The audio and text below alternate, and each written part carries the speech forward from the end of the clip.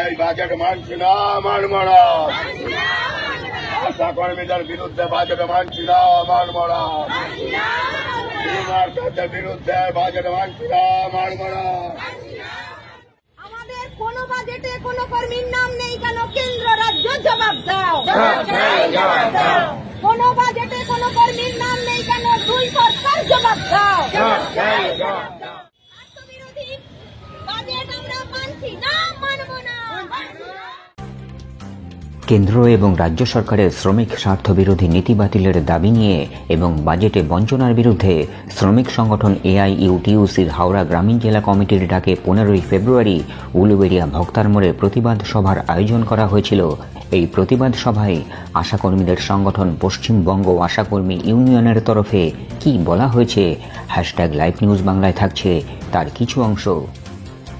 Budget pass করেছে, সেই বাজেটে আমাদের কোন কর্মীর কোন নাম রাখেনি।